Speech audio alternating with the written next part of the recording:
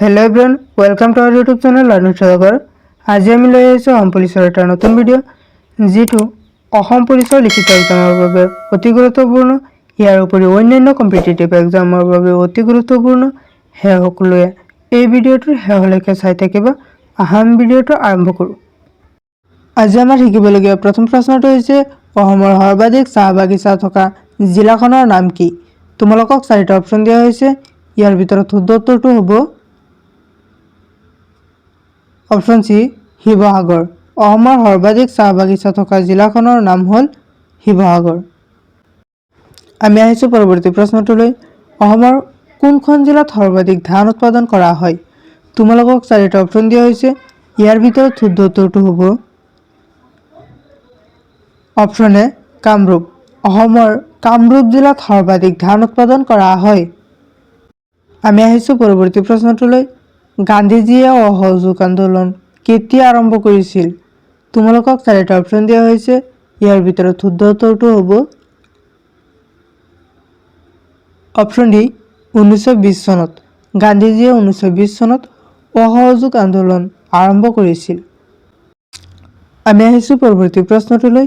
মণিৰাম দেৱানৰ সৈতে কাক ফাঁচি দিয়া হৈছিল? তোমালোকক চাৰিটা অপশ্যন দিয়া হৈছে। ইয়াৰ ভিতৰত শুদ্ধ উত্তৰটো হ'ব অপশ্যন বি পিয়লি বৰুৱা। মণিৰাম দেৱানৰ সৈতে পিয়লি বৰুৱাক ফাঁচি দিয়া হৈছিল। আমি আহিছোঁ পৰৱৰ্তী প্ৰশ্নটোলৈ। অসম আক্ৰমণ কৰা প্ৰথম তুৰ্কী সেনাপতি কোন আছিল? তোমালোকক চাৰিটা অপশ্যন দিয়া হৈছে। ইয়াৰ ভিতৰত শুদ্ধ উত্তৰটো হ'ব অপশ্যন ডি মহম্মদ বিন বখতিয়াৰ। অসম আক্ৰমণ কৰা প্ৰথম তুৰ্কী সেনাপতিজনৰ নাম হ'ল মহম্মদ বিন বখতিয়াৰ। আমি আহিছোঁ পৰৱৰ্তী প্ৰশ্নটোলৈ। মাদাৰ টেৰেছাই কিমান চনত শান্তিৰ নোবেল বঁটা পাইছিল? তোমালোকক চাৰিটা অপশ্যন দিয়া হৈছে। ইয়াৰ ভিতৰত শুদ্ধ উত্তৰটো হ'ব অপশ্যন সি 1979 চনত। মাদাৰ টেৰেছাই 1979 চনত শান্তিৰ নোবেল বঁটা পাইছিল। আমি আহিছোঁ পৰৱৰ্তী প্ৰশ্নটোলৈ। কিমান তাৰিখে মহাত্মা গান্ধীৰ জন্মদিন পালন কৰা হয়? তোমালোকক চাৰিটা অপশ্যন দিয়া হৈছে। ইয়াৰ ভিতৰত শুদ্ধ উত্তৰটো হ'ব অপশ্যন ডি 2 অক্টোবৰ। 2 অক্টোবৰ তাৰিখে মহাত্মা গান্ধীৰ জন্মদিন পালন কৰা হয়। আমি আহিছোঁ পৰৱৰ্তী প্ৰশ্নটোলৈ। অসম আক্ৰমণ কৰিবলৈ ঔৰংগজেবে কাক পঠিয়াইছিল? তোমালোকক চাৰিটা অপশ্যন দিয়া হৈছে। ইয়াৰ ভিতৰত শুদ্ধ উত্তৰটো হ'ব অপশ্যন এ মীৰ জুমলা। অসম আক্ৰমণ কৰিবলৈ ঔৰংগজেবে মীৰ জুমলাক পঠিয়াইছিল। আমি আহিছোঁ পৰৱৰ্তী প্ৰশ্নটোলৈ। সৰ্বাধিক জনসংখ্যা থকা অসমৰ জিলাখনৰ নাম কি? তোমালোকক চাৰিটা অপশ্যন দিয়া হৈছে। ইয়াৰ ভিতৰত শুদ্ধ উত্তৰটো হ'ব অপশ্যন বি নগাঁও। সৰ্বাধিক জনসংখ্যা থকা অসমৰ জিলাখনৰ নাম হ'ল নগাঁও। আমি আহিছোঁ পৰৱৰ্তী প্ৰশ্নটোলৈ। অসমত মুঠ কেইখন বিশ্ব ঐতিহ্য ক্ষেত্ৰ আছে? তোমালোকক চাৰিটা অপশ্যন দিয়া হৈছে। ইয়াৰ ভিতৰত শুদ্ধ উত্তৰটো হ'ব অপশ্যন সি 3খন। অসমত মুঠ 3খন বিশ্ব ঐতিহ্য ক্ষেত্ৰ আছে। আমি আহিছোঁ পৰৱৰ্তী প্ৰশ্নটোলৈ। ভাৰতৰ ক্ষুদ্ৰতম ৰাষ্ট্ৰীয় উদ্যানখনৰ নাম কি? তোমালোকক চাৰিটা অপশ্যন দিয়া হৈছে। ইয়াৰ ভিতৰত শুদ্ধ উত্তৰটো হ'ব অপশ্যন এ ডাউথ বাটন আইলেণ্ড। ভাৰতৰ ক্ষুদ্ৰতম ৰাষ্ট্ৰীয় উদ্যানখনৰ নাম হ'ল ডাউথ বাটন আইলেণ্ড। আমি আহিছোঁ পৰৱৰ্তী প্ৰশ্নটোলৈ।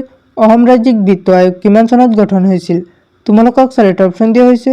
ইয়াৰ ভিতৰত শুদ্ধ উত্তৰটো হ'ব অপশ্যন বি 1995 চনত। অসম ৰাজ্যিক বিত্ত আয়োগ 1995 চনত গঠন হৈছিল। আমি আহিছোঁ পৰৱৰ্তী প্ৰশ্নটোলৈ। ৰুদ্ৰসিংহৰ মাকৰ নাম কি আছিল? তোমালোকক চাৰিটা অপশ্যন দিয়া হৈছে। ইয়াৰ ভিতৰত শুদ্ধ উত্তৰটো হ'ব অপশ্যন এ জয়মতী। ৰুদ্ৰসিংহৰ মাকৰ নাম আছিল জয়মতী। আমি আহিছোঁ পৰৱৰ্তী প্ৰশ্নটোলৈ।